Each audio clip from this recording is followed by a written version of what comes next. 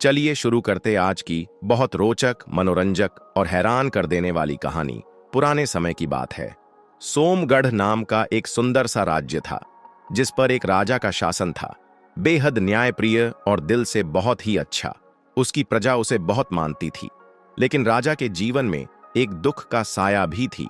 उसकी कोई भी संतान नहीं थी। वो और उसकी रानी दोनों ही इस बात से हमेशा दुखी रहते थे। बहुत सी पूजा पाठ करवा चुके थे, कई वैद्यों से इलाज भी करवाया, बुजुर्गों, साधु, सन्यासियों से आशीर्वाद भी लिया और जरूरतमंदों को खूब दान भी दिया। लेकिन बच्चा होना शायद उनकी किस्मत में नहीं लिखा था। एक दिन राजा अकेला और उदास अपने बाग के उस हौज के किनारे बैठा था, जहां कभी वो बचपन में खेला करता था। तभी आसमान से एक प्यारी सी मैना उड़ती हुई आई और पास के पेड़ की एक डाल पर आकर बैठ गई। कुछ पल वो खामोशी से राजा को देखती रही। फिर अचानक उसकी मधुर सी, एकदम इंसानी सी आवाज गूंजी, राजा साहब, आप इतने उदास क्यों हैं? राजा चौंक गया। आवाज किसी औरत जैसी थी तो उसने तुरंत इधर उधर देखा। सोचा शायद कोई दासी पास आ गई हो। लेकिन जब आसपास कोई नजर नहीं आया तो वो थोड़ा घबरा गया। फिर वही आवाज आई, ऊपर देखिए राजा साहब, मैं यहां पेड़ पर बैठी हूं। राजा ने ऊपर देखा और हैरान रह गया। एक मैना इंसानों जैसी आवाज में उससे बात कर रही थी। उसकी आंखें खुली की खुली रह गईं। उसने तो बस कहानियों में सुना था कि तोता और मैना इंसानों की तरह बोल सकते हैं, लेकिन आज ये खुद अपनी आंखों से देख रहा था। उसने धीरे से पूछा, तुम कौन हो और इंसानों की तरह कैसे बोल लेती हो? मैना ने मुस्कुरा कर कहा, मैं मनमोती मैना हूं, वेदगढ़ की राजकुमारी। और मैं कोई आम मैना नहीं हूं, मैं रानी मैना और राजा मैना की इकलौती बेटी हूं। आज जब मैं दुनिया की सैर पर निकली तो आपका बाग देखा। सचमुच आपका बाग तो बहुत ही सुंदर है, मगर उसमें आप जैसे राजा को इतना उदास बैठा देखा तो खुद को रोक नहीं पाई और आपसे पूछ लिया कि आप इतने परेशान क्यों हैं। यह सुनकर राजा की आंखों में हल्की सी चमक आई। उसने कहा, मनमोती मैना, तुम कितनी प्यारी हो। तुम्हारी आवाज इतनी प्यारी है कि किसी के भी दिल को छू जाए। तुमसे मिलकर मुझे आज कुछ सुकून मिला है। सच कहूं तो कभी सोचा नहीं था कि एक परिंदा भी इस तरह मन की बात कर सकता है। राजा मुस्कुराते हुए बोला। मनमोती मैना ने फिर वही सवाल दोहराया, लेकिन राजा साहब, आपने अब तक ये नहीं बताया कि आप इतने उदास क्यों बैठे हैं। राजा का चेहरा फिर से उदास हो गया। वो धीरे से बोला, मैना रानी, ये मत पूछो। ये वो दर्द है जो मेरे दिल में बहुत गहराई में छुपा रखा है। मैना ने मधुर आवाज में कहा, राजा साहब, मैं भले ही एक छोटी सी मैना हूं, पर मेरे पिताश्री ने मुझे बहुत सारी बुद्धिमान मैनाओं से पढ़ाया है। और फिर कुछ राज ऐसे भी होते हैं जो सिर्फ हम परिंदों को पता होते हैं। राजा ने कहा, ठीक है मैना, अगर तू इतना जोर देती है तो सुन। बस बात इतनी सी है कि भगवान ने मुझे अब तक कोई संतान नहीं दी। इसी सोच में मेरा मन हर वक्त उदास रहता है। सोचता हूं, जब मैं नहीं रहूंगा तो मेरा नाम, मेरा राजपाट, सब कुछ किसी और के हाथ चला जाएगा। मैना ने मधुर आवाज में कहा, राजा साहब, मुझे यह जानकर बहुत दुख हुआ, लेकिन मैंने अपने बुजुर्गों से सुना है कि एक फल होता है जिसे राजफल और कुछ लोग शाह फल कहते हैं। अगर कोई उसे खा ले तो फिर उसे संतान जरूर मिलती है। राजा ने हैरानी से पूछा, राजफल? ये कौन सा फल है? मैंने तो कभी नाम भी नहीं सुना। मैना बोली, ये फल दुनिया के सारे फलों में सबसे अनमोल होता है, इसलिए इसे राजफल कहते हैं। बहुत कम लोग इसे देख पाए हैं। ये बेहद दुर्लभ है। राजा का चेहरा फिर से उतर गया। अगर ये इतना नायाब है तो इसके बारे में सोचने से क्या फायदा? जो चीज मिल ही नहीं सकती उसे ढूंढना बेकार है। मैना मुस्कुराई और बोली, राजा साहब, उम्मीद छोड़ना पाप होता है। हर दौर में, हर जमाने में कोई ना कोई राजफल जरूर होता है। जब एक गिरता है तो ईश्वर किसी न किसी कोने में नया उगा देता है। अगर सच्चे मन से कोशिश की जाए तो वो फल मिल सकता है। राजा ने गहरी सांस लेते हुए कहा, मैं अपनी जान भी दे सकता हूं अगर कोई मुझे ये बता दे कि वो फल कहां मिलेगा। मैना ने उसके दिल को तसल्ली दी। राजा साहब, उदास मत होइए, मैं वेदगढ़ लौटती हूं। हमारे सबसे बुद्धिमान मंत्री जीतसेन से पूछूंगी।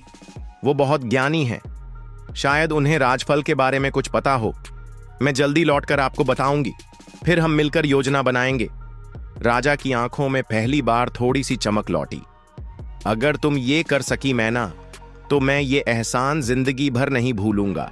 मैना मुस्कुराई। राजा साहब, ये कोई एहसान नहीं। मैं कई दिनों से आपके देश की सैर कर रही हूं। हर जगह लोगों की जुबान पर आपकी तारीफें सुनी हैं कि आप एक न्यायप्रिय और दयालु राजा हैं। इसलिए मुझे आपसे अपनापन महसूस हुआ। और फिर मेरे माता पिता ने हमेशा यही सिखाया है कि अगर किसी दुखी की मदद कर सको तो वही सबसे बड़ी भलाई होती है। राजा भावुक होकर बोला, बहुत बहुत धन्यवाद मैना। तुम मेरे लिए सच में भगवान की तरफ से भेजी गई एक दया हो। मैना बोली, ठीक है राजा साहब, अब मैं चलती हूं। वेदगढ़ आने जाने में मुझे लगभग 1 हफ्ता लगेगा, इसलिए आप 1 हफ्ता मेरा इंतजार कीजिए और भगवान ने चाहा तो मैं खुशखबरी लेकर लौटूंगी। इतना कहकर मनमोती मैना ने पंख फैलाए, राजा को एक प्यारी मुस्कान दी और हवा में फुर्र से उड़ गई। जब से मनमोती मैना गई थी, राजा उसकी वापसी के लिए हर पल बेचैन था। वो हर दिन बाग में आता और शाम तक वहीं उस तालाब के पास बैठा रहता जहां मैना से उसकी मुलाकात हुई थी। हालांकि मैना ने कहा था कि वो 1 हफ्ते बाद लौटेगी, लेकिन राजा को चैन कहां। दूसरे ही दिन से उसका इंतजार शुरू हो गया था। जैसे तैसे 1 हफ्ता बीता, पर राजा की बेचैनी और बढ़ गई।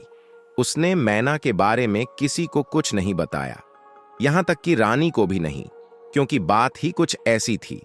एक ऐसी मैना जो इंसानों जैसी बातें करती हो, और वो भी ऐसे शब्दों में जैसे किसी ने बहुत पढ़ाई की हो। ये कोई आम बात तो नहीं थी। लोग ऐसी कहानियां तो सुना करते हैं, मगर हकीकत में कोई यकीन नहीं करता। हाँ, ये बात सच है कि तोता और मैना इंसानी आवाज की नकल कर सकते हैं, मगर वो भी सिर्फ रटी रटाई बातें। तोते तो घरों में मिल जाते हैं, मगर ऐसी मैना जैसी मनमोती थी बहुत ही कम देखी गई है। खैर, उस दिन राजा बाग में था, वही तालाब के पास की पत्थर की बेंच पर बैठा हुआ। तभी अचानक एक आवाज आई, मनमोती मैना प्रणाम करती है राजा साहब। ये सुनते ही राजा जैसे नींद से जागा हो, खुशी में उछल पड़ा। तुम आ गई हो मैना, मैं तो तुम्हारा बेसब्री से इंतजार कर रहा था। कहां हो, जल्दी से मेरे पास आ, राजा ने उतावलेपन से कहा। अगले ही पल मैना एक पेड़ की शाख से उड़ती हुई आई और राजा के हाथ पर बैठ गई। राजा ने जैसे ही उसे करीब से देखा, उसकी आंखें चमक उठीं। ये मैना वाकई सबसे अलग थी। उसकी चोंच सुनहरी थी और उसके पंख ऐसे लग रहे थे जैसे उन पर सफेद मोती जड़े हुए हों। राजा ने खुशी से उसकी पीठ पर हाथ फेरते हुए कहा, तुम तो बहुत ही खूबसूरत हो प्यारी मैना। सच में तुम ही हो मनमोती मैना। मैना मुस्कुराई और बोली, तारीफ के लिए आभार राजा साहब। राजा ने उत्साह से पूछा, तो बताओ प्यारी मैना, क्या तुम राजफल के बारे में कुछ जान पाई?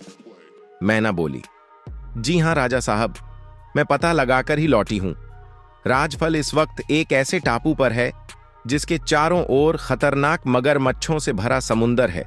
उस टापू पर जितने भी पेड़ हैं, सब के सब इंसान खाने वाले हैं, और उन्हीं पेड़ों पर कुछ ऐसे डरावने परिंदे रहते हैं जो हर उड़ते जीव को खा जाते हैं, चाहे छोटा हो या बड़ा। राजफल का पौधा उस टापू के बिल्कुल बीचों बीच मौजूद है, इंसान खाने वाले पेड़ों के बीच। राजा ने यह सब सुना तो जैसे उसकी सारी उम्मीद टूट गई। उसने उदासी से सिर पकड़ा और कहा, यह तो बहुत खतरनाक जगह है मैना। हम तो क्या, कोई भी इंसान उस फल तक नहीं पहुंच सकता। राजा की आवाज में मायूसी साफ झलक रही थी। मैना ने उसे समझाते हुए कहा, राजा साहब, आप बहुत जल्दी हार मान लेते हैं। मुझे देखिए, मैं एक छोटा सा परिंदा हूं, मगर मैं मायूस नहीं हुई। आप तो मुझसे कई गुना ज्यादा ताकतवर और समझदार हैं। मायूसी से कभी कोई रास्ता नहीं निकलता। हर मुश्किल का कोई ना कोई हल जरूर होता है। बस जरूरत है ठंडे दिमाग से सोचने की और सच्चे दिल से कोशिश करने की। अगर आप हिम्मत से कदम उठाएंगे तो रास्ता खुद ब खुद सामने आ जाएगा। राजा को जब मैना ने हिम्मत भरे लहजे में समझाया तो जैसे उसके दिल में नया जोश भर गया। मैंने भी प्यार से उसे तसल्ली दी, और सच मानिए, उस छोटे से परिंदे की बातें राजा के दिल को छू गईं। उसे अपने आप पर थोड़ा सा शर्म भी आने लगा। वो इंसान होकर टूट गया था और एक नन्हा सा परिंदा उसे हिम्मत सिखा रहा था। राजा ने भावुक होकर कहा, प्यारी मैना, तुम सच में बहुत बहादुर और समझदार हो। तुम्हारी बातों ने मुझे नया जोश दे दिया है। अब मैंने ठान लिया है चाहे कुछ भी हो जाए, मैं वो राजफल जरूर लेकर ही आऊंगा। ये सुनकर मैना की आंखों में चमक आ गई। वो बोली, बहुत बढ़िया राजा साहब, आपके इरादों को सुनकर मेरा दिल खुश हो गया। अब आप मेरा इरादा भी सुन लीजिए। मैं भी आपके साथ चलूंगी, हर मुश्किल का सामना करूंगी, चाहे अपनी जान ही क्यों न देनी पड़े। और यकीन मानिए, हम दोनों मिलकर वो राजफल जरूर हासिल करेंगे। मैना की ये बात सुनकर राजा ने खुशी से उसे अपने पास खींच लिया और हल्के से उसके सिर को चूमा, जैसे कोई अपने दिल के बेहद करीब चीज को आभार व्यक्त करता है। राजा बोला, तुम तो कमाल हो प्यारी मैना। चलो, अब मैं तुम्हें रानी मोहिनी से मिलवाता हूं, वो तुम्हें देखकर बहुत खुश होगी। मैना ने मुस्कुराते हुए सिर हिलाया, बिल्कुल, मैं उनसे जरूर मिलना चाहती हूं। राजा उसे लेकर महल के अंदर गया, जहां रानी अपने कमरे में उदास बैठी थी। जैसे ही राजा ने कमरे में कदम रखा, उसकी आंखों में चमक आ गई और उसने कहा, देखो प्यारी रानी, मैं तुम्हारे लिए कौन सा अनमोल तोहफा लाया हूं। रानी मोहिनी धीरे से खड़ी हुई और जैसे ही उसने देखा कि राजा के हाथ पर एक बेहद सुंदर मैना बैठी है, वो हैरानी से चौंक उठी। बोली, अरे वाह, इतनी सुंदर मैना, ये कहां से मिल गई? उसके सवाल में उत्सुकता साफ झलक रही थी। तभी अचानक मैना ने अपनी मीठी आवाज में कहा, प्रणाम रानी साहिबी, मनमोती मैना आपकी सेवा में हाजिर है। रानी मोहिनी तो जैसे सुनकर पत्थर की हो गई। एक पक्षी, और वो भी इतनी साफ इंसानी जुबान में बात कर रहा था। राजा ठहाका लगाकर हंस पड़ा और बोला, डरने की जरूरत नहीं प्यारी मलिका, ये कोई आम मैना नहीं है, ये है मनमोती मैना, मेरी इकलौती साथी, जो बहादुरी और समझदारी की मिसाल है। मल्लिका की आंखें मैना पर टिकी रहीं। मैना ने फिर मुस्कुराकर कहा, राजा साहब तो जरूरत से ज्यादा तारीफ कर रहे हैं। असली तारीफ के काबिल तो आप हैं रानी साहिबी। आप जैसी खूबसूरत स्त्री मैंने आज तक नहीं देखी। रानी शर्म से लाल हो गई और उसकी झुकी हुई नजरों में एक मीठी सी मुस्कान तैरने लगी। फिर मैना ने भी हंसते हुए ठहाका लगाया। उसकी मधुर हंसी से पूरा कमरा गूंज उठा। वो उड़कर मल्लिका के कंधे पर जा बैठी और मल्लिका ने बेहद प्यार से उसके पंखों पर हाथ फेरते हुए कहा, तुम इतनी सुंदर हो प्यारी मैना, दिल करता है कि काश मैं भी तुम्हारी तरह होती। मनमोती मैना वाकई रानी को इतनी पसंद आ गई थी कि उसकी उदासी और दुख जैसे पल भर में हवा हो गया था। एक तो मैना थी ही इतनी प्यारी और खूबसूरत, ऊपर से उसकी बातें इतनी मीठी और दिल को छू जाने वाली होती थीं कि रानी का दिल जैसे खिल उठा। हंसते हुए मैना ने कहा, ना ना मल्लिका जी, भगवान ना करें आप मेरी तरह हो जाएं। आप तो इंसान हैं और मैं तो एक छोटा सा परिंदा हूं। राजा ने मल्लिका से मुस्कुराते हुए कहा, रानी मोहिनी, लगता है भगवान ने हमारी प्रार्थना सुन ली है। अब जल्द ही हम भी माता पिता बन पाएंगे। ये सुनते ही रानी हैरान रह गई। बोली, क्या? ये कैसे? प्लीज मुझे बताइए, कब पूरा होगा हमारा सपना? राजा ने उसे पूरा किस्सा सुनाया। मैना से हुई पहली मुलाकात, फिर दूसरी, और उस रहस्यमयी राजफल की बात जो सब कुछ बदल सकता था। रानी का चेहरा गंभीर हो गया। उसने कठोर आवाज में कहा, राजफल हासिल करना नामुमकिन है और मैं आपको उस खतरनाक सफर पर नहीं जाने दूंगी। मैं संतान सुख के लिए अपने पति की जान की बलि नहीं दे सकती। राजा ने थोड़े गुस्से में कहा, हमने सोच समझकर फैसला लिया है, हम राजफल जरूर लाएंगे। बस आपको ये बताने आए हैं कि कल सुबह हम और मनमोती मैना सफर के लिए निकलेंगे। रानी ने भी सख्त लहजे में कहा, माफ कीजिए राजा साहब, चाहे मुझे सजा मिल जाए, पर मैं आपको अकेले मौत के मुंह में नहीं जाने दूंगी। मेरा भी ये अंतिम फैसला है। राजा और भी सख्ती से बोले, नहीं, ये मुमकिन नहीं है। वो जगह बहुत खतरनाक है, वहां आप नहीं जा सकती। ये सुनते ही रानी की आंखों से आंसू बहने लगे और राजा का चेहरा भी उदासी से भर गया। अब तक शांत बैठी मनमोती मैना ने बीच में आते हुए कहा, राजा साहब, आपने हमारी प्यारी रानी को रुला दिया। हमें बहुत दुख हुआ है, इसलिए अब हमारा फैसला ये है, जब तक रानी हमारे साथ नहीं चलेंगी, हम भी नहीं जाएंगे। आप चाहें तो अकेले जाइए। राजा ने हार मानते हुए दोनों की तरफ देखा और मुस्कुरा कर बोला, अरे अरे, तुम दोनों ने तो मिलकर हमारे खिलाफ पूरा प्लान बना लिया। चलो ठीक है, हमें मल्लिका को साथ ले जाने में अब कोई आपत्ति नहीं है, लेकिन प्यारी मैना, तुम जानती हो ना कि रास्ते में हर मोड़ पर खतरा होगा। मैना ने मुस्कुरा कर कहा, कोई बात नहीं राजा साहब, भगवान हर मुसीबत से बचाने वाला है। हो सकता है रानी की मौजूदगी ही किसी बड़ी परेशानी का हल बन जाए। राजा ने हामी भरते हुए कहा, अगर ऐसा है तो फिर हमें भी कोई ऐतराज नहीं। रानी साहिबा, आप तैयारी शुरू कीजिए, हम कल सुबह निकलेंगे राजफल की तलाश में। तभी मैना ने रानी की तरफ देखते हुए कहा, लेकिन एक बात कहनी थी। मेरा सुझाव है कि मल्लिका मर्दों वाले कपड़े पहनकर हमारे साथ चलें, ताकि रास्ते में आसानी रहे। क्या ख्याल है? रानी मोहिनी ने मुस्कुराकर कहा, वाह मनमोती मैना, तुम्हारी ये सलाह तो कमाल की है। हमें सच में मर्दों जैसे कपड़े पहनकर ही जाना चाहिए। मैना की समझदारी की रानी ने दिल से तारीफ की और राजा ने भी उसकी इस बात से पूरी तरह सहमति जताई। फिर क्या था, तीनों ने अगली सुबह की तैयारी शुरू कर दी। राजा और रानी दोनों ने सादे और मर्दाना भेष में बिल्कुल चुपचाप शहर से बाहर कदम रखा और बस महामंत्री को ही उनकी असली पहचान पता थी। मैना रानी के कंधे पर बैठी थी और सबकी निगाहें मंजिल की ओर थीं, नारायणपुर स्थान की तरफ, जहां दूर एक रहस्यमय टापू पर राजफल मौजूद था। नारायणपुर स्थान धरती के सबसे उत्तरी कोने में था, एक ऐसा डरावना और बर्फीला इलाका जहां के लोग बेहद खतरनाक और हिंसक माने जाते थे। लेकिन ये तीनों अपने संतान की आस में किसी भी खतरे से डरने को तैयार नहीं थे। रानी ने जब मर्दों जैसे कपड़े पहने तो वो किसी नौजवान राजकुमार जैसी लग रही थी। रास्ते भर मनमोती मैना कभी उड़कर आगे का हाल देखकर लौटती तो कभी रानी के कंधे पर बैठकर मीठी बातें करती। कई दिन चलते चलते एक दिन वो तीनों एक बहुत ऊंचे और चौड़े पहाड़ के नीचे आकर रुक गए। ये पहाड़ ऐसा था जैसे धरती का आखिरी सिरा हो, एकदम सूखा, बंजर और डरावना। कहीं घास तक नहीं थी और ऊंचाई इतनी कि देखकर ही सिर घूम जाए। सबसे बड़ी बात, वो सीधा खड़ा था, बिल्कुल दीवार की तरह। राजा ने थोड़ी मायूसी से कहा, ओ, इस पहाड़ को चढ़ना तो नामुमकिन है। रानी ने भी सिर हिलाते हुए कहा, हाँ, लग तो ऐसा ही रहा है। लेकिन मैना ने अपनी चहचहाती आवाज में जोश से कहा, राजा साहब, दुनिया में कुछ भी नामुमकिन नहीं होता। नामुमकिन सिर्फ वो लोग कहते हैं जो हार मान लेते हैं। राजा ने गुस्से से कहा, मैना, तुम ऐसा बोल सकती हो क्योंकि तुम्हारे पास पंख हैं। तुम तो आराम से उड़ सकती हो, हम नहीं, हमारे पास तो सिर्फ पैर हैं। मैना भी चुप नहीं रही, बोली, तो क्या हुआ राजा साहब? अगर हमें उड़ने के लिए पंख दिए हैं तो आपको सोचने की ताकत दी गई है। फर्क बस इतना है, आप उस बुद्धि का सही इस्तेमाल करो, रास्ता जरूर मिलेगा।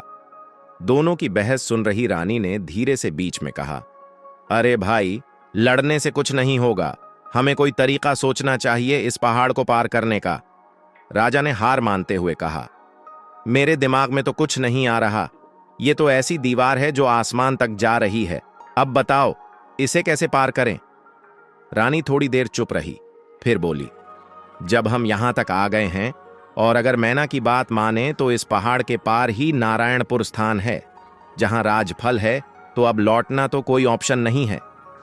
राजा ने कुछ सोचकर कहा, ठीक है, ऐसा करते हैं, पहाड़ के नीचे ही एक टेंट लगाकर आराम करते हैं। आराम से सोचेंगे, शायद कोई आइडिया निकल आए। और रानी, जो काफी देर से घोड़े पर बैठने के कारण थोड़ा थकी हुई थीं, फौरन राजा की बात से सहमत हो गईं। राजा ने घोड़े की जीन से बंधा हुआ टेंट उतारा और रानी की मदद से उसे लगाने में लग गया। उधर मनमोती मैना, जो राजा से हुई बहस के बाद चुप थी, उन्हें टेंट लगाते देख उड़ती हुई पहाड़ की तरफ निकल पड़ी। वह पहाड़ के साथ साथ उड़ती रही, शायद कोई ऐसा रास्ता दिखे जहां से राजा और रानी उस ऊंचे पहाड़ को पार कर सकें। लेकिन वो पहाड़ तो सच में किसी दीवार की तरह सीधा और खतरनाक था। एक भी ऐसा कोना नहीं था जहां पैर रखा जा सके। मगर मैना ने हार नहीं मानी और लगातार उड़ती रही। लगभग 2 घंटे की लगातार उड़ान के बाद वह बुरी तरह थक चुकी थी, इसलिए थोड़ी देर आराम के लिए पहाड़ के नीचे उतरकर बैठ गई। जैसे ही वह बैठी, थकान की वजह से उसे नींद सी आ गई। पता नहीं कितनी देर तक वह सोती रही, फिर अचानक उसकी आंख खुली और वह चौंक कर इधर उधर देखने लगी। लेकिन अगले ही पल वह हैरानी से उछल पड़ी। वो अब पहाड़ के नीचे नहीं, बल्कि एक सुनहरे रंग के बेहद खूबसूरत पिंजरे में बंद थी। जो एक हरे भरे बाग के बीच एक पेड़ की डाल से लटक रहा था। चारों ओर सन्नाटा था, न कोई इंसान न कोई पशु पक्षी। मनमोती मैना अपने आप को उस पिंजरे में देखकर बहुत घबरा गई। उसे समझ नहीं आ रहा था कि उसे पकड़कर यहां कौन लाया और ये जगह है कहां। वो सोच ही रही थी कि अचानक दूर से किसी के हंसने की आवाज आई। वो एक औरत की हंसी थी, बेहद मधुर, जैसे किसी झरने की कलकल।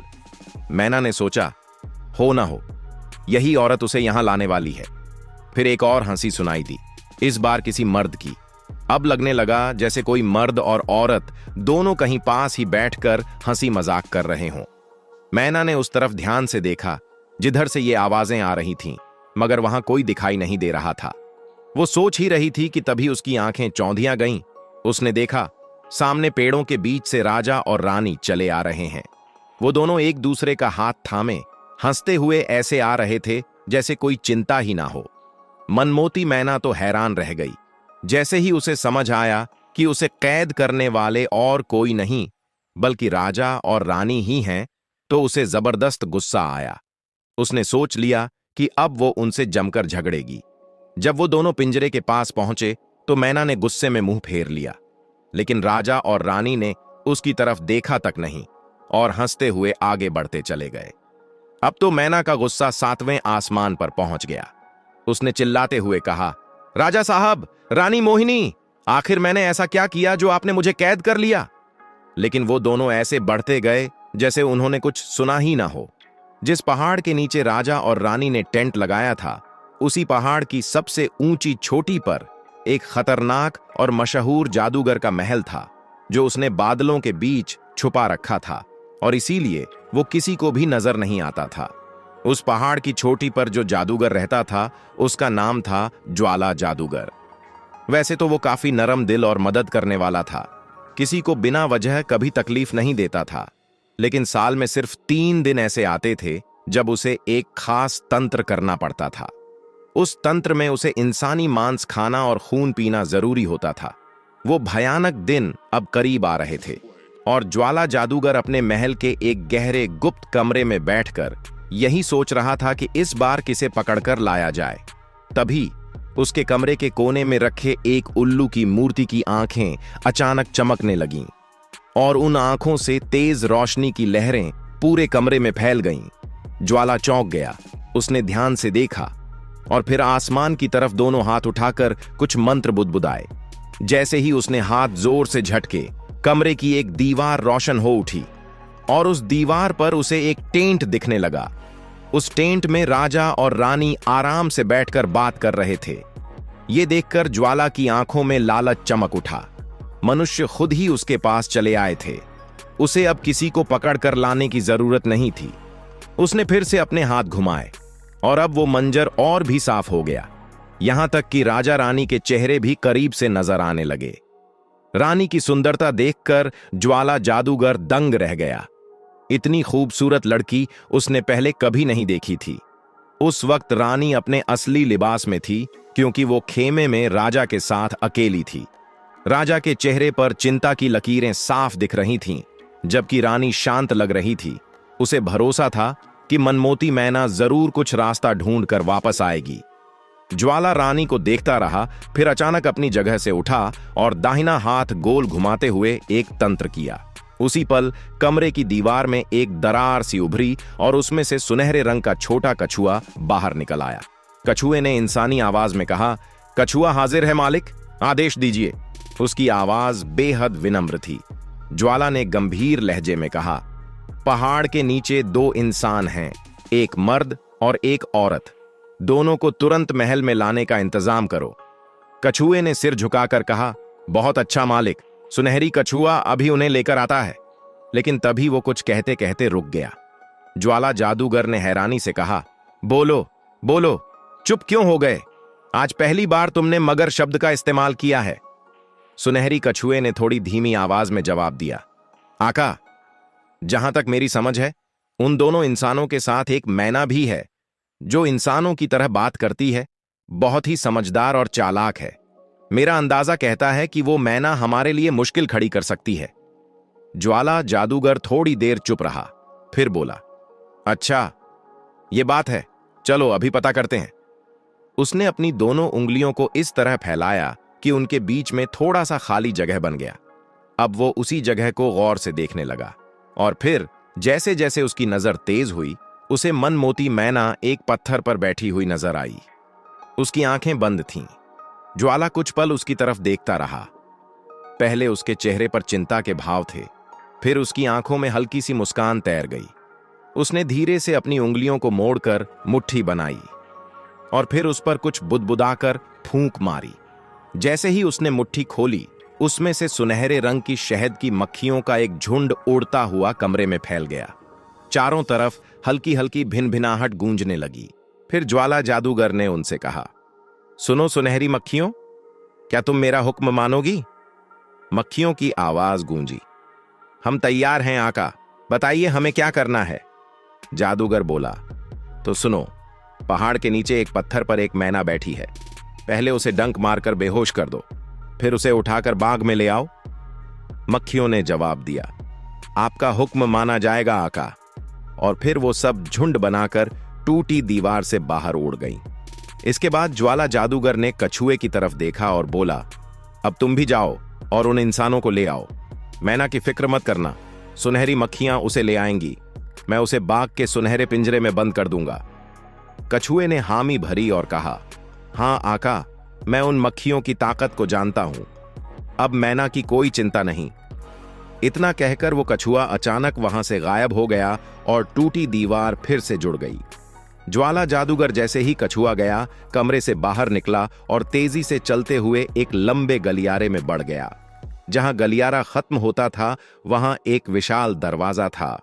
दरवाजे के सामने एक बहुत बड़ा पत्थर का काला पुतला खड़ा था, जिसके हाथ में भाला था।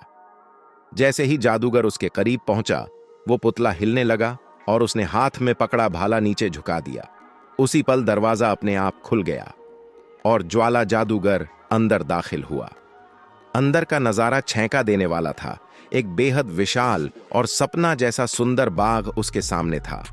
इतना सुंदर कि शायद ही किसी राजा ने कभी उसकी कल्पना भी की हो। ज्वाला जादूगर बाग के अंदर बने उस शानदार बरामदे में पहुंच गया, जो चारों तरफ से खुला था और बीचों बीच एक सुनहरे रंग का खूबसूरत पिंजरा रखा था। उसने पिंजरा उठाया, आंखें बंद करके मन ही मन एक रहस्यमयी मंत्र बोला और उस पर फूंक मार दी। फिर उसे लेकर बाग में एक ऊंचे पेड़ की डाली पर लटका दिया। पिंजरे का दरवाजा खुला छोड़ दिया गया। अब भी कुछ ही पल बीते थे कि दूर से मधुमक्खियों की तेज भनभनाहट सुनाई देने लगी। लाखों की तादाद में वो सुनहरी मक्खियां बेहोश मैना को उठाए तेजी से उड़ती हुई उसी पिंजरे की ओर आ रही थीं। जैसे ही वो पास पहुंची, ज्वाला जादूगर ने हाथ हिलाकर इशारा किया और अगले ही पल मक्खियां मैना को पिंजरे के खुले दरवाजे से अंदर रखकर बाहर निकल गईं। ज्वाला जादूगर ने तुरंत आगे बढ़कर दरवाजा बंद कर दिया और एक जोरदार ठहाका लगाकर बोला, अब ये चालाक मैना मेरा कुछ नहीं बिगाड़ सकती।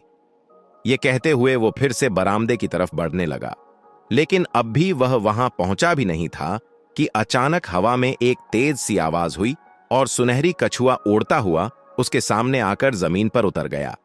कछुए की आवाज आई, लीजिए आका, दोनों मनुष्य हाजिर हैं। ज्वाला जादूगर तुरंत आगे बढ़ा और अपने तख्त के करीब जाकर दोनों हाथों को उन दो इंसानों की तरफ फैलाते हुए जोर जोर से एक मंत्र बोलने लगा। मंत्र पढ़ते ही उनके चारों तरफ गाढ़ा लाल धुआं फैल गया। धुआं धीरे धीरे और गहरा होता चला गया। फिर अचानक उसने मंत्र पढ़ना बंद कर दिया और उसी पल धुआं तेजी से हट गया। जैसे ही धुआं पूरी तरह से साफ हुआ, वो दोनों इंसान धीरे धीरे होश में आ गए और उठकर बैठ गए। एक पल के लिए उनके चेहरे पर हैरानी दिखी, लेकिन फिर जैसे ही उनकी नजर सामने खड़े ज्वाला जादूगर पर पड़ी, जादूगर ने जोर का ठहाका लगाते हुए पूछा, बोलो मनुष्यों, क्या तुम मेरा आदेश मानोगे? वो दोनों एक साथ बेहद शांत और बेसुध आवाज में बोले, हां आका, हम आपके आदेश का पालन करेंगे। आप जैसा चाहें हमारे साथ करें। ऐसा लग रहा था जैसे वो पूरी तरह से जादू के असर में थे। जादूगर मुस्कुराया और बोला, ठीक है, बलि के दिन तक तुम आजाद हो। घूमो फिरो, खाओ पियो, हंसो गाओ, लेकिन बाग से बाहर नहीं जा सकोगे और ना ही मेरे जादू से छुटकारा पा सकोगे। दोनों ने धीरे से सिर हिलाते हुए कहा, हम आदेश मानेंगे आका। जादूगर ने आगे कहा, और सुनो, तुम मैना की कोई बात नहीं सुनोगे। उन्होंने उसी बेसुध लहजे में कहा, हम मैना की कोई बात नहीं सुनेंगे। फिर ज्वाला जादूगर तेजी से बाग से बाहर चला गया। उसके जाते ही राजा और रानी, जो सुनहरी कछुए की पीठ पर बैठे थे, धीरे से नीचे उतर आए और जैसे ही उनके पैर जमीन पर पड़े, कछुआ अचानक गायब हो गया। राजा और रानी एक दूसरे का हाथ पकड़कर हंसते हुए, कूदते फांदते दरख्तों के झुंड की ओर बढ़ने लगे, जैसे उन्हें इस दुनिया की कोई चिंता ही ना हो। वो ऐसे घूम रहे थे जैसे किसी कैद में नहीं, बल्कि अपने ही बाग में आजादी से घूम रहे हों। पर हकीकत कुछ और थी। राजा और रानी का दिमाग जादूगर और जन्ना ने अपने जादू से पूरी तरह काबू में कर लिया था, इसलिए उन्हें कुछ भी याद नहीं था, न अपने बीते पल, न मनमोती मैना की बात, न खुद की असली पहचान। वो थोड़ी देर एक जगह बैठते, बातें करते, फिर पेड़ों की किसी और झाड़ी की तरफ बढ़ जाते। एक बार तो वो उस जगह से भी गुजरे जहां पिंजरे में कैद थी मनमोती मैना। अब तक मैना को होश आ चुका था, लेकिन जैसे ही राजा और रानी उसके पास से निकले, उन्होंने उस पर एक नजर तक नहीं डाली। वो हंसते हुए, खिलखिलाते हुए आगे बढ़ गए, जैसे वो किसी और ही दुनिया में जी रहे हों। मनमोती मैना ने बार बार उन्हें पुकारा, राजा साहब, रानी जी, मैं हूं आपकी मनमोती मैना। लेकिन उनकी नजरें उसके चेहरे पर नहीं टिकीं, उनके कानों तक उसकी आवाज नहीं पहुंची। मैना की आंखों में अब बेचैनी थी। उसका दिल धक धक कर रहा था, क्योंकि उसे यकीन नहीं हो रहा था कि जिनके लिए उसने जान की बाजी लगाई, वो अब उसकी बात तक नहीं सुन पा रहे। वो सोचने लगी, ये सब हुआ कैसे? मैं पहाड़ के उस कोने से उड़कर इस बाग में कैसे आ गई? ये बाग किसका है? और राजा रानी को क्या हो गया है?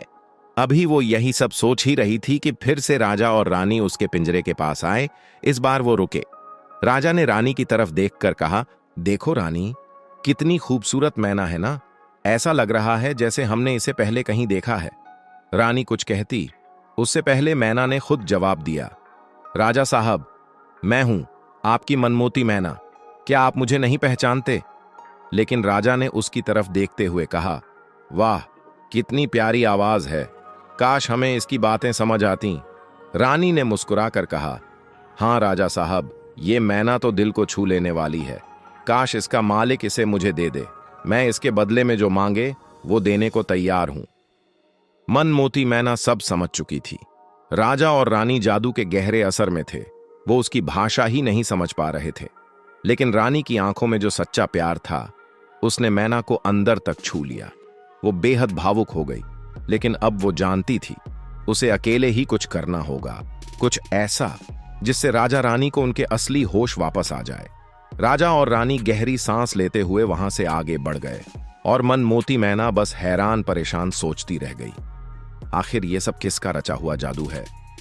तभी अचानक थोड़ी ही देर बाद बाग के अंदर एक बेहद डरावना और अजीब सा आदमी दाखिल हुआ। वो बड़ी तेजी से सीधा मैना के पिंजरे की तरफ बढ़ा और उसके पास आकर उसे बड़ी गौर से देखने लगा। मैना भी उसकी आंखों में झांकती रही, कुछ समझने की कोशिश करती रही। वो शक्ल से जितना डरावना था, उतनी ही भयानक उसकी आंखें। तभी उसने भारी आवाज में कहा, तो तुम हो मनमोती मैना? अब होश में आ गई हो?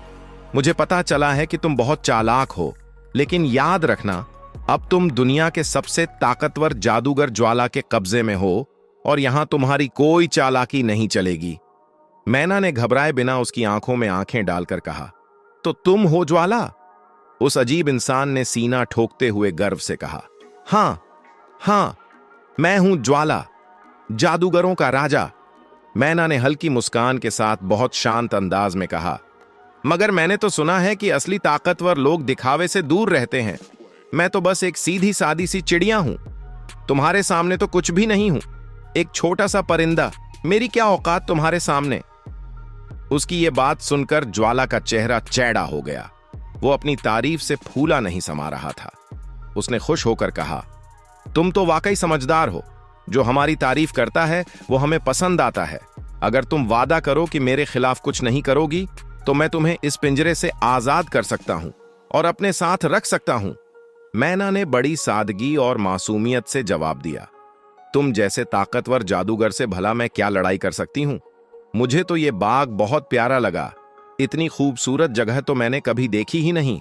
और फिर तुम्हारी मेहरबानी और दया देखकर तो दिल खुश हो गया। मैना की बातों ने ज्वाला के अंदर की घमंड भरी आग को और हवा दे दी। उसने ठहाका लगाते हुए कहा, अरे हां, मैं भी उस सुनहरी कछुए की बातों में आ गया था। पर अब समझ आ गया कि एक छोटी सी मैना मेरा क्या बिगाड़ेगी। अगर मेरी दोस्ती निभाओगी तो ऐश करोगी, वरना एक पल में तुम्हारी गर्दन मरोड़ दूंगा। यह कहकर ज्वाला ने पिंजरे का दरवाजा खोला, मैना को बाहर निकाला और उसे अपने कंधे पर बिठाते हुए बोला, देखा मैना, मैंने तुम्हें आजाद कर दिया, लेकिन याद रखना, अगर तुमने इस बाग से बाहर जाने की कोशिश की तो एक पल में जलकर राख हो जाओगी। यह सुनकर मनमोती मैना ने नजरें झुका लीं और धीमे से कहा, बहुत बहुत धन्यवाद ज्वाला जादूगर। मैं तुम्हारे काम आऊंगी, तुम्हें सही सलाह दूंगी। मैं कोई मामूली मैना नहीं, मैं राजा की इकलौती बेटी हूं, राजकुमारी मैना। मेरा पूरा नाम मनमोती मैना है। मैंने बड़े बड़े विद्वानों से ज्ञान लिया है, गहरी समझ रखती हूं। यह सुनकर ज्वाला जादूगर मुस्कुराया और बोला, ओहो, बहुत बढ़िया, तो फिर तुम जरूर मुझे सलाह देना। अब यह तो बताओ, ये दो इंसान पहाड़ के पास क्यों आए हैं? मनमोती मैना समझ गई कि ज्वाला उसका इम्तिहान लेना चाहता है, इसलिए उसने बिना हिचक के साफ कहा, राजा और रानी के यहां कोई संतान नहीं है। वो राजफल लेने निकले हैं ताकि उन्हें संतान का सुख मिल सके। मैं भी उनके साथ थी। जब हम पहाड़ के पास पहुंचे तो कोई रास्ता नजर नहीं आया। मैं उड़कर रास्ता ढूंढती रही, मगर थक कर बैठ गई और नींद लग गई। और जब आंख खुली तो खुद को इस पिंजरे में कैद पाया। जादूगर थोड़ी देर सोच में डूबा रहा और फिर बोला, ठीक है, देखो मैना, मुझे तुम्हारी सच्चाई पसंद आई है। अब सुनो, 3 दिन बाद मुझे 2 इंसानों की बलि देनी है ताकि मेरी ताकत बनी रहे। मैंने राजा और रानी को इसलिए पकड़ा था कि उन्हें भेंट चढ़ा सकूं, लेकिन तुम्हारी रानी मुझे पसंद आ गई है, इसलिए अब मैं उसे बलि नहीं दूंगा, बल्कि उससे शादी करूंगा। हां, राजा को जरूर चढ़ा दूंगा। और अब एक और इंसान की जरूरत है, इसलिए मुझे आज दुनिया में जाना पड़ेगा। यह सुनकर मनमोती मैना ने कहा, पर दुनिया में जाने की क्या जरूरत है? तुम तो इतने शक्तिशाली हो, यहीं से कोई मंत्र पढ़कर किसी को बुला लो। जादूगर ने जवाब दिया, नहीं मैना, बात ऐसी है कि इस खास रस्म के लिए मुझे खुद जाना पड़ता है। भेंट देते वक्त यह जरूरी होता है कि जिसे बलि दी जाए वो मासूम हो, और एक बार अगर किसी को चुना गया तो फिर उसे बदला नहीं जा सकता। अगर गलती से गलत इंसान चढ़ा दिया गया तो मेरा सारा जादू 1 साल के लिए खत्म हो जाएगा। मनमोती मैना ने ध्यान से सुना और फिर कहा, समझ गई, पर अभी कुछ देर पहले तुमने कहा था कि तुम रानी से शादी करोगे। क्या तुम्हें लगता है कि वो खुद से मान जाएगी? इस पर ज्वाला जादूगर हंसते हुए बोला, मुझे किसी को मनाने की जरूरत नहीं, मैं उसके दिमाग को काबू में ले लूंगा, जैसे अभी दोनों के दिमाग मेरे काबू में हैं। जो मैं कहूं वही करेंगे। फिर थोड़ी देर चुप रहकर बोला, पर हां, एक बात सोच रहा हूं, अगर उसे पता चला कि उसके पति को मैंने मार दिया है तो वो मुझसे नफरत करने लगेगी। मेरा जादू उसके दिमाग और शरीर पर असर कर सकता है, पर उसकी नफरत को प्यार में नहीं बदल सकता। ज्वाला की आवाज में एक पल के लिए कमजोरी महसूस हुई, जैसे पहली बार उसने हार मानी हो। इस पर मनमोती मैना ने झट से कहा, नहीं मालिक, ऐसी कोई बात नहीं है। अगर आप इजाजत दें तो मैं उस रानी की नफरत को मोहब्बत में बदलने की कोशिश करूं। मैं वादा करती हूं, उसे आपसे प्यार करने पर मजबूर कर दूंगी। जादूगर ने तिरछी नजर से देखा और कहा, तुम क्या कर सकती हो? मैना बोली, ये आप मुझ पर छोड़ दो। आप खुद देखोगे कि मैं रानी को इस हद तक झुका दूंगी कि वो आपकी जूतियों को भी चूमे और खुद आपसे प्यार मांगेगी। उसकी आंखों में एक सच्चा यकीन था और उसके लहजे में वो आत्मविश्वास जो किसी मामूली परिंदे में नहीं होता। जैसे ही ज्वाला जादूगर ने मुस्कुराकर कहा, अच्छा ठीक है, चलो देखते हैं कि तुम क्या कर सकती हो। मैं तुम्हें 1 महीना देता हूं। अगर उस 1 महीने के अंदर तुम कामयाब हो गई तो ठीक, नहीं तो ठीक 1 महीने बाद मैं रानी से जबरदस्ती शादी कर लूंगा और उसी दिन तुम्हारी पकौड़ी बनाकर खा जाऊंगा। लेकिन मनमोती मैना ने बिना डरे मुस्कुराते हुए जवाब दिया, अगर मैं कामयाब हो गई तो फिर आप क्या इनाम दोगे? जादूगर ने अकड़ते हुए कहा, जो मांगोगी वो दूंगा। मैना ने हल्की सी शरारत के साथ पूछा, क्या आप जादू देवता की कसम खाकर कहते हैं? ज्वाला जादूगर ने गर्व से कहा, हाँ, जादू देवता की कसम खाकर कहता हूं। अगर तुम रानी को मुझसे प्यार करने पर मजबूर कर दो तो जो मांगोगी वो तुम्हारा होगा। कसम खाकर जैसे ही जादूगर ने अपनी बात पूरी की, मैना ने सिर झुकाकर कहा, ठीक है, अब आप बेफिक्र रहिए, मैं आज से ही अपना काम शुरू कर देती हूं। मगर ये मगर सुनते ही जादूगर रुक गया। क्या हुआ मैना? मैना की आवाज में मायूसी थी। मगर मैं कर भी क्या सकती हूं? आपने तो उनके दिमाग पर जादू कर रखा है, वो मेरी बात भी नहीं समझ सकेंगे। जादूगर कुछ पल चुप रहा, फिर बोला, तो फिर मैं क्या करूं? अगर मैं दिमाग का जादू हटा दूं तो वो भागने की सोचेंगे। मैना ने तुरंत कहा, कमाल है, तुम इतने बड़े जादूगर होकर दो आम इंसानों से डर रहे हो। ऐसा करो, बाग के बाहर एक जादुई घेरा बना दो और उन्हें आजाद छोड़ दो, वो उस घेरे को पार नहीं कर सकेंगे। और फिर ये राजा तो बिल्कुल सीधा साधा है, उसमें दिमाग तो जैसे होता ही नहीं। जादूगर थोड़ी देर सोच में रहा, फिर बोला, ठीक है, मैं क्यों डरूं इनसे? मैंने तो बस झंझट से बचने के लिए दिमाग पर कंट्रोल किया था। लो, अब हटाता हूं। यह कहकर उसने दोनों हाथ हवा में उठाए और कुछ मंत्र बड़बड़ाने लगा। धीरे धीरे उसके हाथों से एक गोल आकार में लाल धुआं उठने लगा। पूरा बाग सुर्ख धुएं में घिर गया और जादूगर भी उस धुएं में ओझल हो गया। तभी उसकी गूंजती हुई आवाज आई, मैना, मैं जा रहा हूं। बाग के चारों तरफ जादू का घेरा बना दिया है, राजा और रानी का दिमाग आजाद कर दिया है। मैं तीसरे दिन लौटूंगा जब राजा को भेंट देना होगा। अब तुम अपनी कोशिश शुरू कर दो। और अगले ही पल ऐसा लगा जैसे जादूगर भी उस लाल धुएं में घुल गया हो। मनमोती मैना उड़कर एक नजदीकी पेड़ की शाख पर बैठ गई और धुआं छटने का इंतजार करने लगी। कुछ ही देर में हवा साफ हुई और सामने दिखा, एक झाड़ी के पास राजा और रानी बेहोश पड़े थे। मैना नीचे की शाख पर आ बैठी और उनके होश में आने का इंतजार करने लगी। सबसे पहले रानी की आंखें खुलीं। उसने इधर उधर देखा और घबराकर राजा को हिलाया, महाराज उठिए, देखिए हम कहां हैं। उसकी आवाज में डर, बेचैनी और सवालों का समंदर था। अभी रानी ने राजा को हल्के से झिंझोड़ा और घबराकर चारों तरफ देखने लगी। जैसे ही राजा की आंख खुली, वो भी घबराकर उठ बैठा और दोनों हैरानी से इधर उधर देखने लगे। तभी एक मीठी सी आवाज गूंजी, राजा साहब और रानी मोहिनी, मनमोती मैना का नमस्ते कबूल कीजिए। यह आवाज सुनते ही दोनों चौंक गए और देखते ही देखते मैना उड़ती हुई रानी के कंधे पर आकर बैठ गई।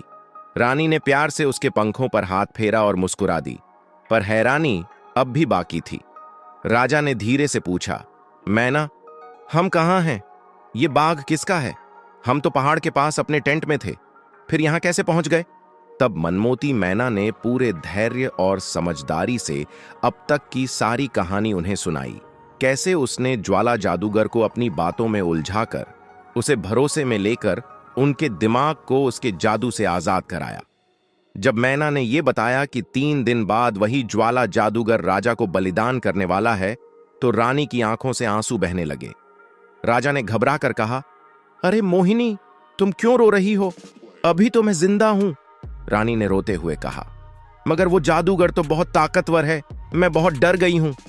मैना ने तुरंत तसल्ली देते हुए कहा, रानी जी, आप घबराइए मत, मैंने उसे अपनी बातों के जाल में फंसा दिया है। अब जैसे ही वो मेरी चाल में उलझेगा, समझो खेल पलट जाएगा।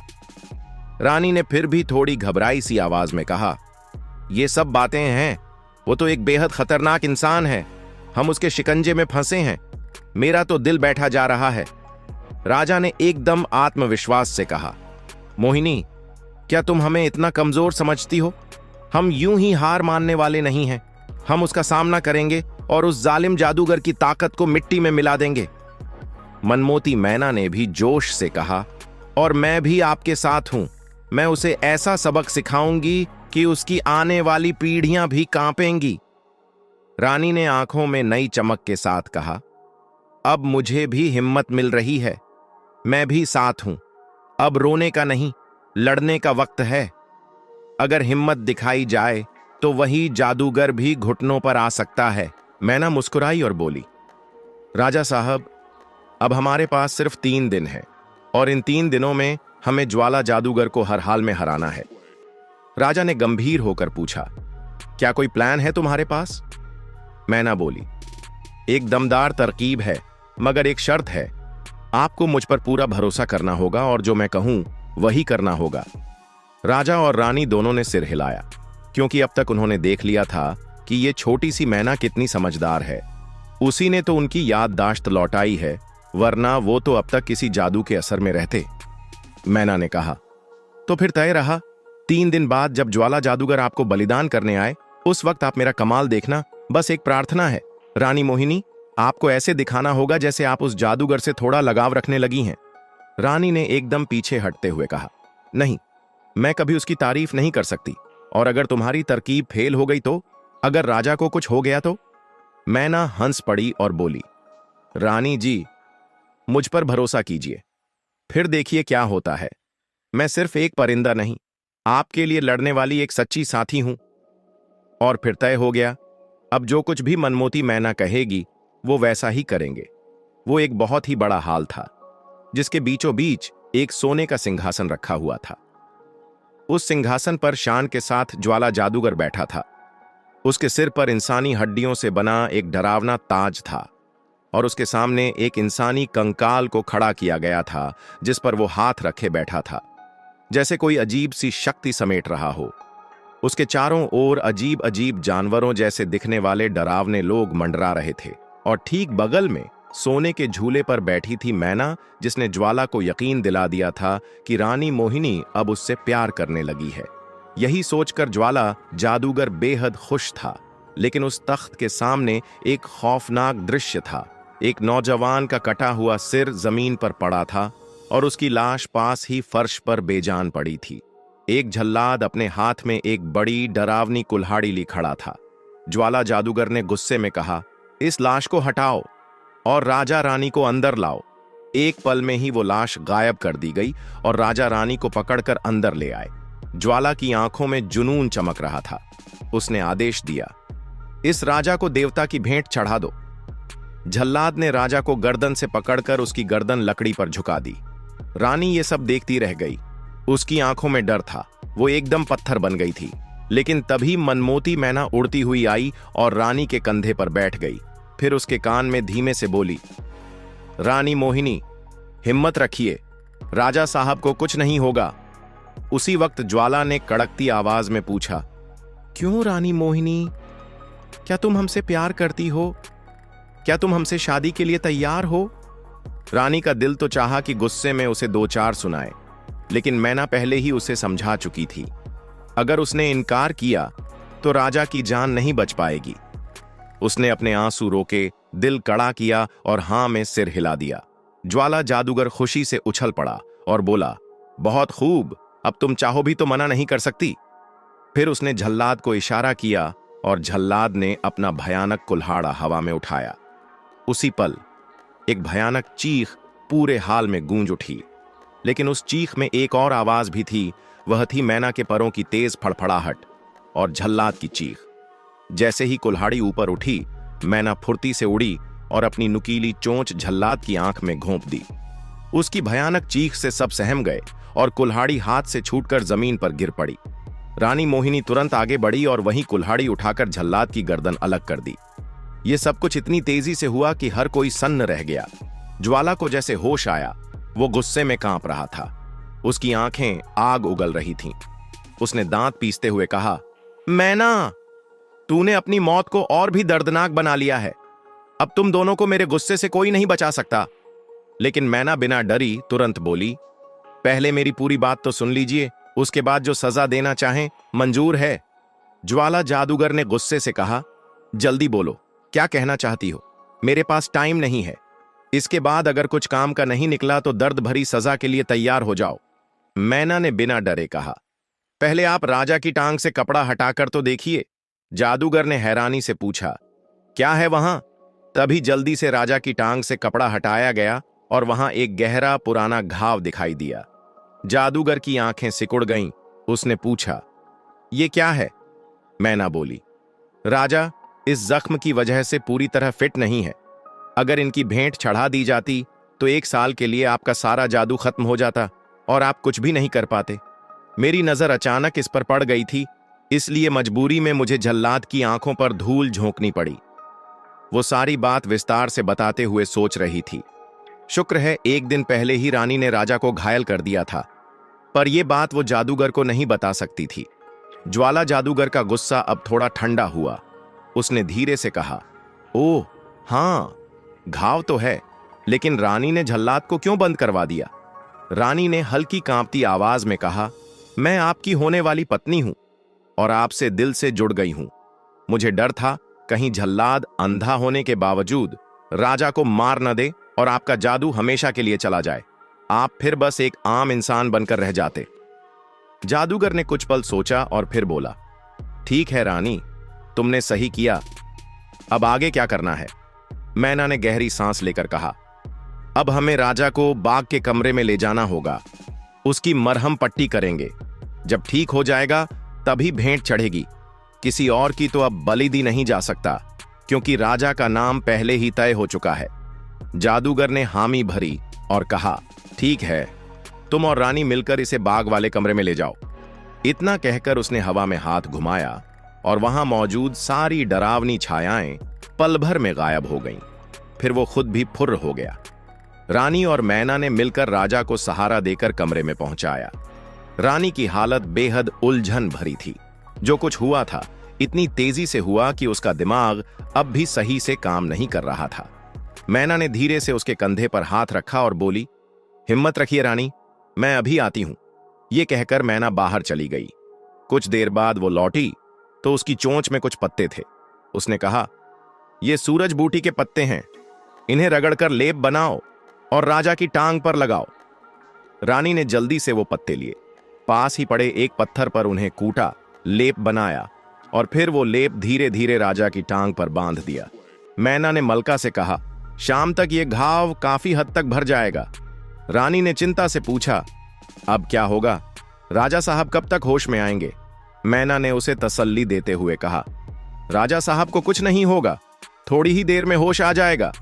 लेकिन अब जो मैं कहती हूं वो सब वैसा ही करना, हिम्मत मत हारना। अब हम सबकी जिंदगी तुम्हारे फैसलों पर टिकी है।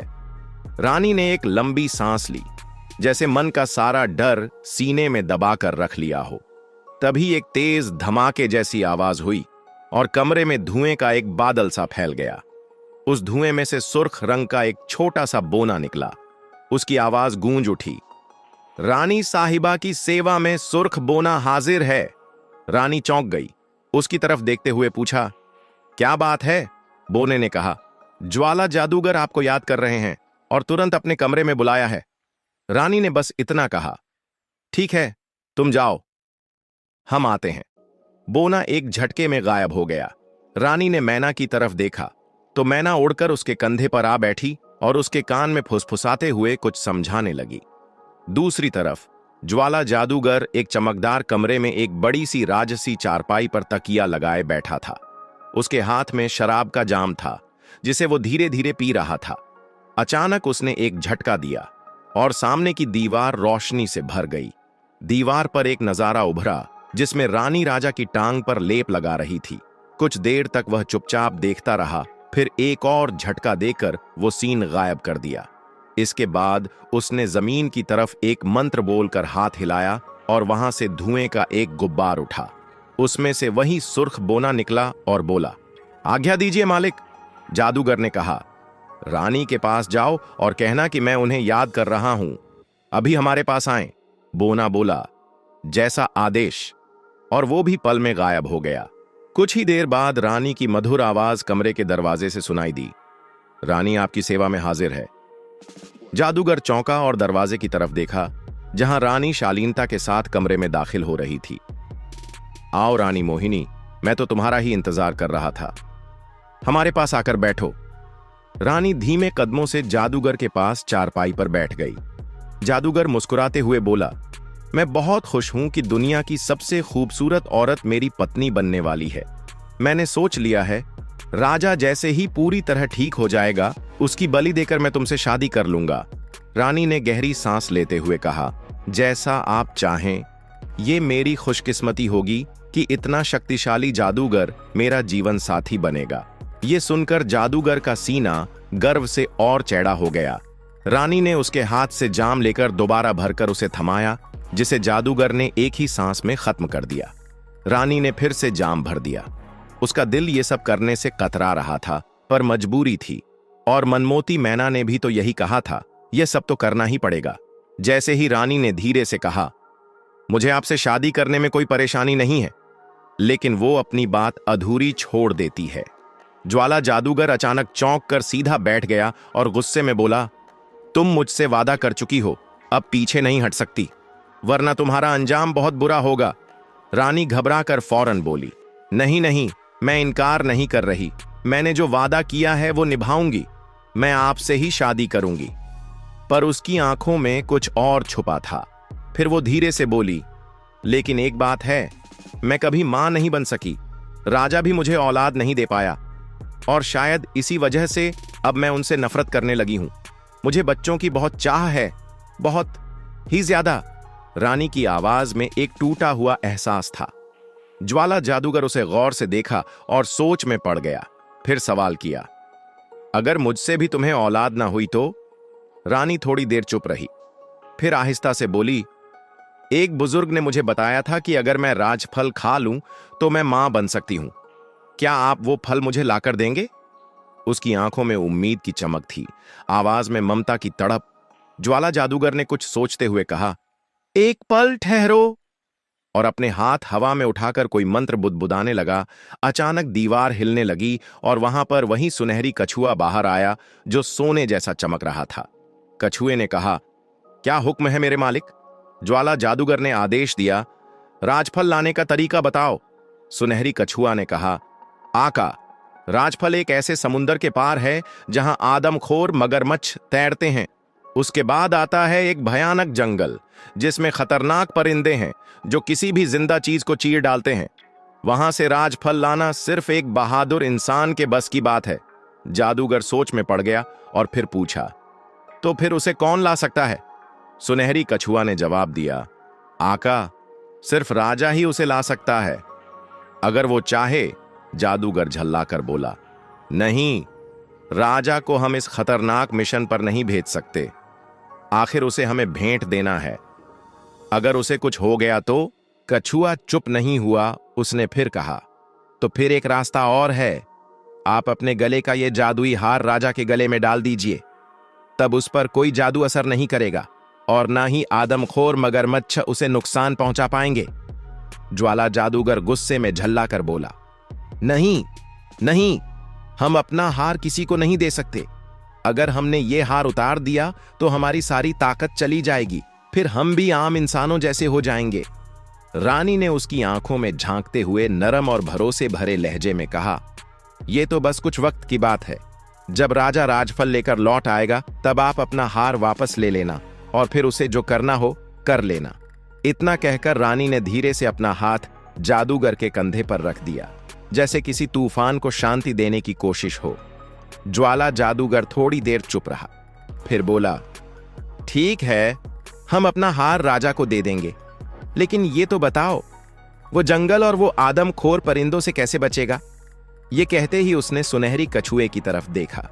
कछुआ बोला, जब रात की अंधेरी चादर सफेद सुबह की रोशनी में बदल रही हो, उस पल कुछ देर के लिए वो खतरनाक पेड़ और दरिंदे परिंदे सो जाते हैं और सूरज की पहली किरण के साथ ही सब जाग उठते हैं।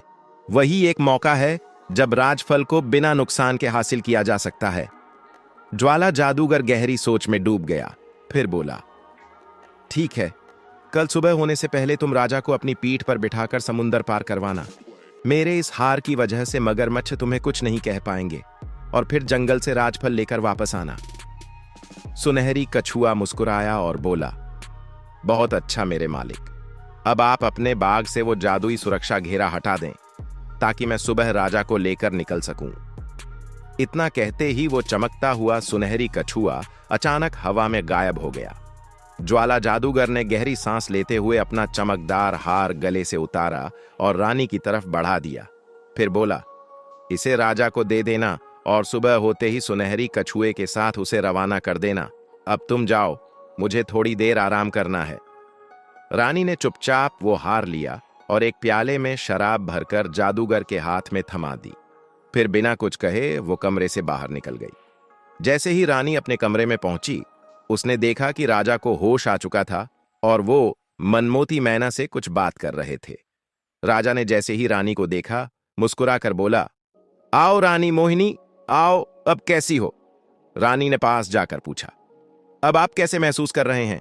मैं बहुत परेशान थी। आपका घाव अब कैसा है? राजा ने नजरें मिलाकर कहा, अब मैं बिल्कुल ठीक हूं और घाव भी लगभग भर चुका है। मैना ने मुझे सब कुछ बता दिया है, लेकिन ये बताओ, जादूगर ने तुमसे क्या कहा?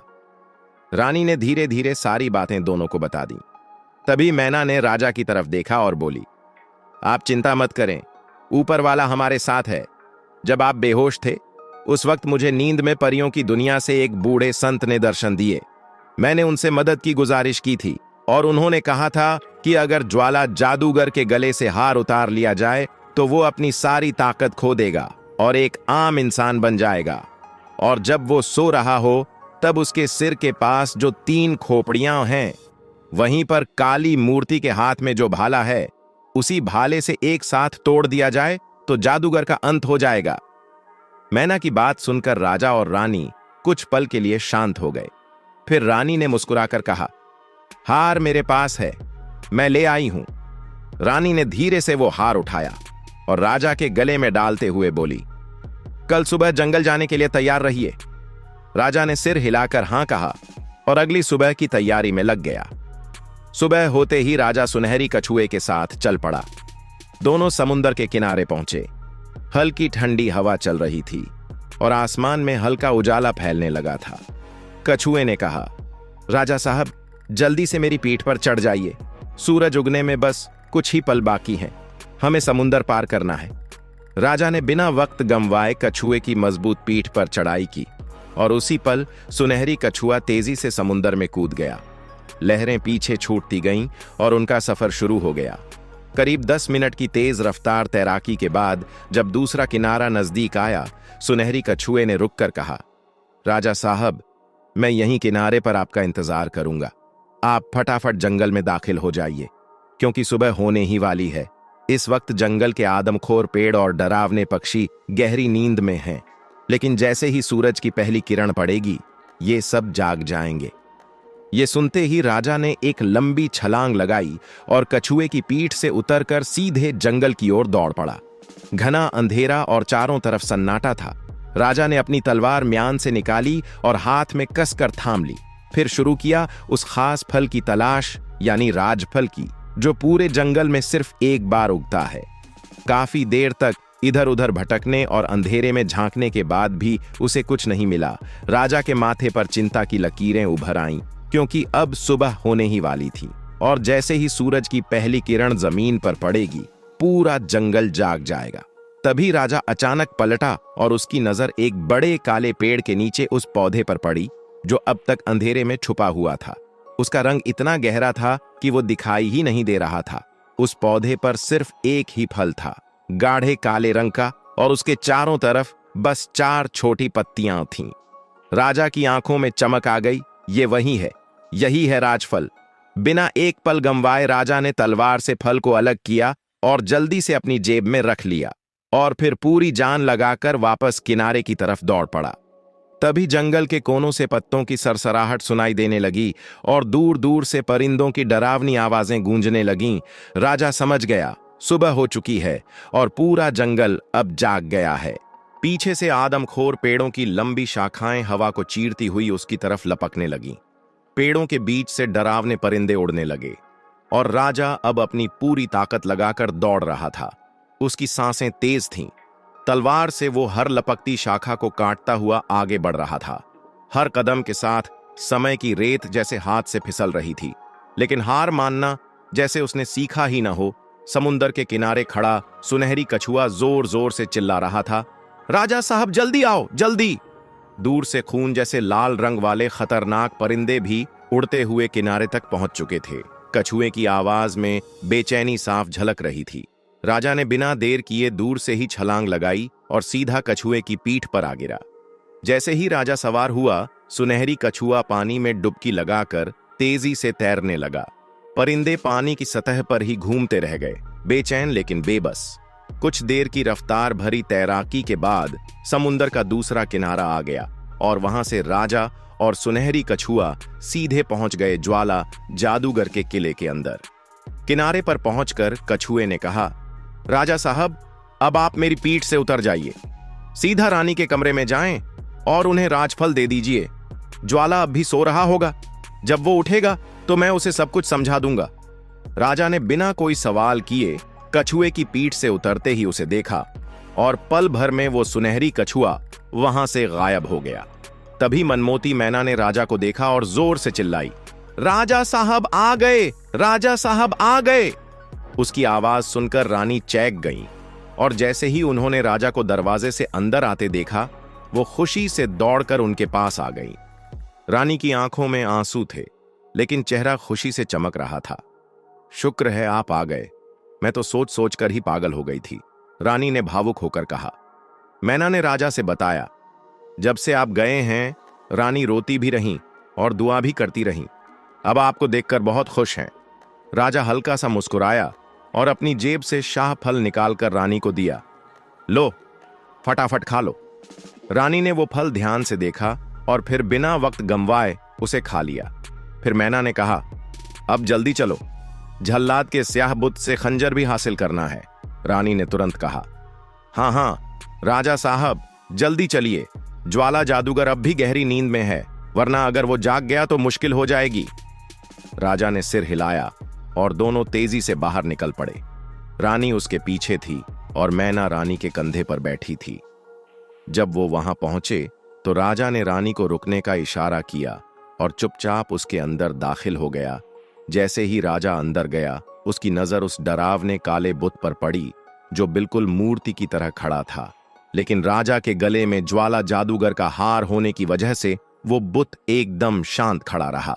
राजा दबे पांव उसके करीब पहुंचा, बिना कोई आवाज किए उसके हाथ से खंजर ले लिया और उसी तरह शांत और सधे कदमों से वापस लौट आया। बाहर आकर राजा ने रानी से पूछा, ज्वाला का कमरा कहाँ है? रानी ने इशारा किया, मेरे पीछे आइए। 3 कमरों को पार करते हुए रानी ने एक खास कमरे की तरफ इशारा किया और फिर तीनों, राजा, रानी और मैना, उस कमरे में दाखिल हो गए। कमरे के बीचों बीच एक भारी सी चारपाई थी जिस पर ज्वाला जादूगर गहरी नींद में सो रहा था। उसका चेहरा आधा तकिए में दबा था और उसकी सांसें भारी और गहरी थीं। ज्वाला जादूगर की बड़ी सी मसहरी पर एक कोना था जहां शराब की खाली बोतल और आधा भरा गिलास रखा था। राजा धीरे धीरे आगे बढ़ा। उसके हाथ में वो चमकता हुआ खंजर था। उसने बिना आवाज किए नेजा उठाया और सीधे ज्वाला जादूगर के सिर के ऊपर टंगी 3 खोपड़ियों में से आर पार कर दिया। जैसे ही खंजर लगा, खोपड़ियां चटक गईं, एक एक कर टूटकर जमीन पर बिखर गईं और उसी पल अचानक चारों तरफ गहरा अंधेरा छा गया। बिजली कड़की, जैसे आसमान भी उस वार की गवाही दे रहा हो, और एक भयानक तूफान चलने लगा। सब कुछ थम सा गया। फिर जब अंधेरा छटा तो राजा, रानी और मैना खुद को एक ऊंची पहाड़ी के पास खड़ा पाए। तभी आसमान से एक गूंजती हुई, कांपती हुई आवाज आई, मेरा नाम था ज्वाला जादूगर, राजा ने मुझे सोते में मार डाला। और फिर वो आवाज हमेशा के लिए खामोश हो गई। राजा ने अपनी उंगलियों को होठों पर रखा और एक तेज सीटी मारी। कुछ ही पल में दूर पहाड़ी पर उनके घोड़े हिनहिनाते हुए दौड़ते आए और राजा के पास पहुंचकर उनके शरीर से अपना मुंह रगड़ने लगे, जैसे कह रहे हों, हम यहीं थे, बस तुम्हारे इंतजार में। राजा ने मुस्कुराते हुए कहा, मनमोती मैना, जीत का सेहरा असल में तुम्हारे सिर जाता है। तेरी वजह से ही हम ये सब कर पाए। मैना ने मुस्कुराकर जवाब दिया, राजा साहब, शुक्रिया मेरा नहीं, अपनी रानी मोहिनी का अदा कीजिए। उसी ने तो ज्वाला जादूगर को पूरे वक्त बेवकूफ बनाकर रखा। और फिर तीनों जोर से हंस पड़े। मैना ने थोड़ी देर बाद थोड़े भावुक लहजे में कहा, अब मुझे इजाजत दीजिए, घर गए बहुत दिन हो गए, मेरे माता पिता मेरा इंतजार कर रहे होंगे। रानी ने प्यार से कहा, मनमोती मैना, अब तो तुम आती जाती रहना, तुम्हारे बिना अब मन नहीं लगेगा। मैना हंसते हुए बोली, क्यों नहीं, क्यों नहीं, मैं तो आपके बच्चों से भी मिलने आती रहूंगी। राजा चौंक गया, बच्चों से? कैसा बच्चों से? मैना ने मुस्कुराकर कहा।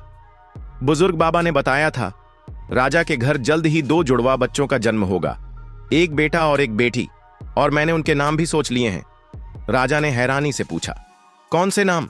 मैना बोली, बेटे का नाम होगा हीरामन राजकुमार और बेटी का नाम मनमोती राजकुमारी। ये सुनकर राजा ने अपनी रानी की तरफ देखा, जो शर्माकर गर्दन झुकाए खड़ी थी और उसका चेहरा गुलाब की तरह लाल हो रहा था। राजा जोर से हंस पड़ा और उसके साथ मैना भी अपनी सुरीली हंसी हंसते हुए उड़ गई, रानी के कंधे से आकाश की ओर। फिर राजा और रानी भी अपने अपने घोड़ों पर सवार होकर उस उजाले की ओर रवाना हो गए, जहां से उनका सच्चा जीवन शुरू होना था, प्रेम, भरोसे और नई शुरुआत का सफर। और इसी के साथ खत्म होती है ये रहस्यमयी और रोमांच से भरी कहानी, जो थी एक राजा की, उसकी रानी की और उस चतुर मैना की, जो न सिर्फ उनके भाग्य की रचयिता बनी, बल्कि एक नन्हे से पंखों वाली दोस्त भी। क्या आपको ऐसी ही कहानियां पसंद है, या फिर आप कैसी कहानियां सुनना चाहते हैं? हमें कमेंट करके जरूर बताएं, ताकि आपके मनोरंजन के अनुसार हम कहानियां बना सकें। तो दोस्तों, जुड़े रहिए, क्योंकि कहानियां बस खत्म नहीं होती, वो नई उड़ान भरती हैं, वहीं से जहां से हम उन्हें छोड़ते हैं। धन्यवाद।